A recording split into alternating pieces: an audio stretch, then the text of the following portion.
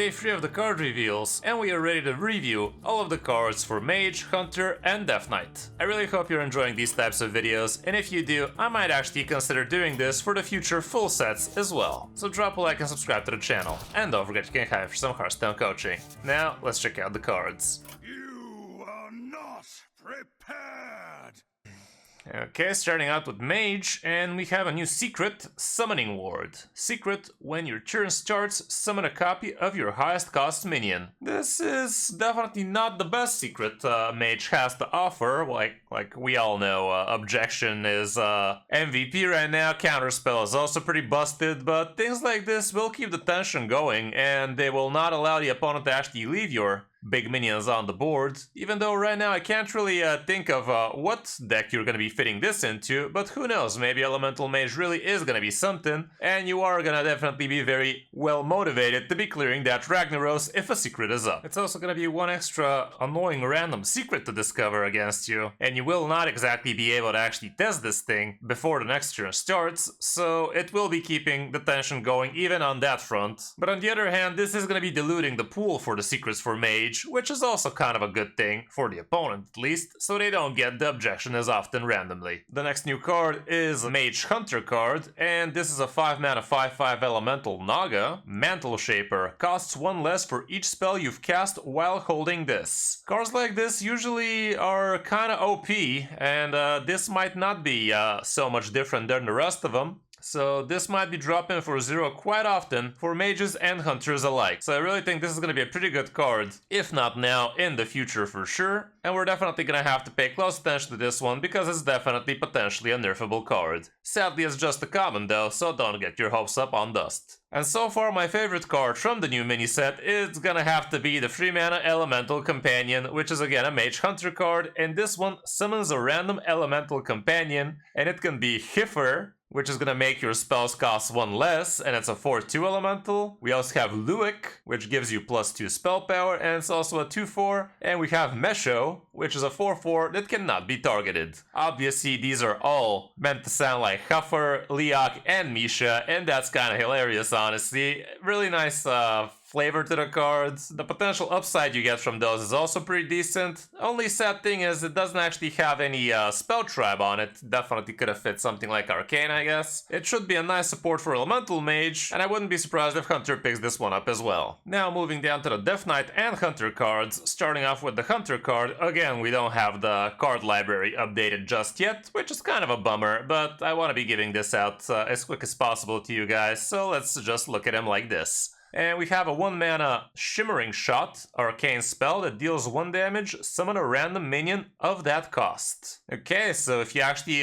buff this up with some spell power, it is going to be doing some pretty good stuff, like summoning you maybe a 3-drop if you combo it with the +2 spell power arcane shot. Should be giving you a 2-drop pretty consistently with the help of some of that plus spell power and whatnot. So yeah, this should be a pretty cool arcane card inclusion for Arcane Hunter, so definitely decent support for the class. We also have a Hunter/Death Knight card, which is a 3-mana Mismatched Fossil. Discover a beast and an undead, swap their stats. Okay, well, this is gonna be definitely very interesting. Like, at first I thought you could do some King Crush action with this one, but honestly, it's just swap the stats. So the King Crush that actually has charge is still gonna be costing you 9 mana, so there's that. But this should be giving you some pretty nice OP stat potentials, even though you will be paying the 3 mana at first. It might be a pretty nice Highlander card for both Hunter and Death Knight, so you can actually get some extra value and potential scam. It's an interesting card. I'm not sure exactly how it's gonna pan out, but it definitely has some nice flavor to it.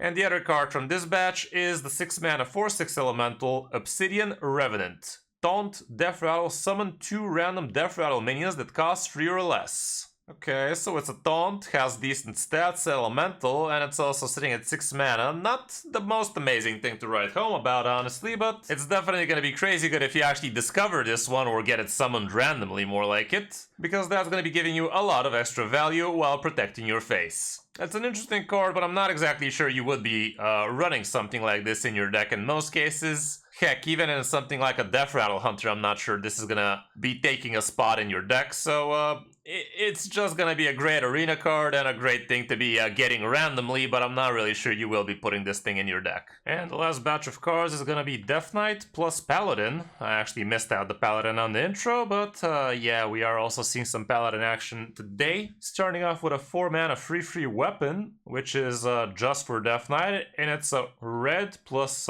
blue, so some rainbow action potentially. It has lifesteal, freeze any character damaged by your hero. Okay, damaged by your hero, that means only through attacks, right? I'm not missing something. Spells are not gonna count like that and whatnot. So this is gonna be kinda cool. Being able to freeze the opponent's face could be very important, like we all know how important it is against things like Odin Warrior. Freezing opponent's minions, usually when you want to be smacking something with your face, you're kinda looking to kill it, but I guess this is also a way to control it somehow. Like it could be a Titan, like a Midas, let's say. That would be a very well worth hit for you for only one manage to prevent them use their skill, so all around should be a cool little weapon. I'm not really sure you're gonna actually sacrifice running 2 of these in order to be able to get this thing, so it's probably gonna be more of a discover kind of deal. But I guess time will tell on that front. We also have a 3-mana 3/1 mech for Paladin and Death Knight, and this thing is magnetic, reborn, and this can magnetize the mechs or undead.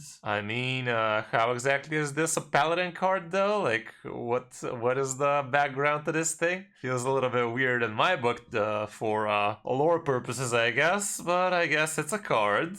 But yeah, being able to magnetize a reborn onto a minion, that can be pretty cool. You could do this on something like a Hollow Hound, let's say. That would be pretty nasty. I guess you could even do this on a hero power for some cheeky lethal outs, even though with the reborn it dies at the end of the turn, but the new ghoul should remain alive, right?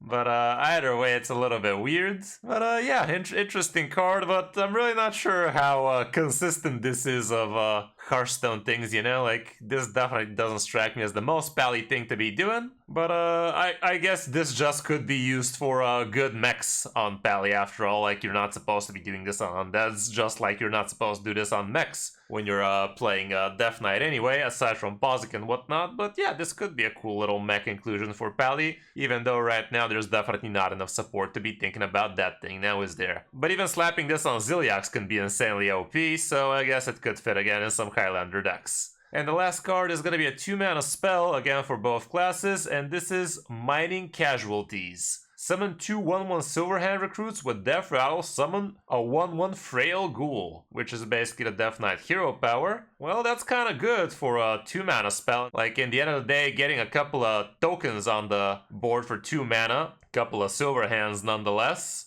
as well as a couple of dudes that will be able to attack afterwards. This might be hella good in Paladins with Crusader Aura, for instance. It could be pretty good for some aggressive Death Knights as well. It also generates a ton of corpses for any Death Knight, so all around this card should be pretty interesting. Should be giving both the classes something to work with for sure. So that's gonna be it for today's reveal, guys. Tomorrow we have the last reveal, and it's gonna be Paladin, Shaman, and Shaman Warrior. So yeah, tomorrow, same time, same place, you can see the last reveal for the new Delve into Deepholm Mini Set. Hope you enjoyed the video, and if you did, a like and subscribe would really help. And don't forget you can hire me for some Hearthstone coaching. Thanks for watching, I'm Kris05, and I'll see you in my next video or stream.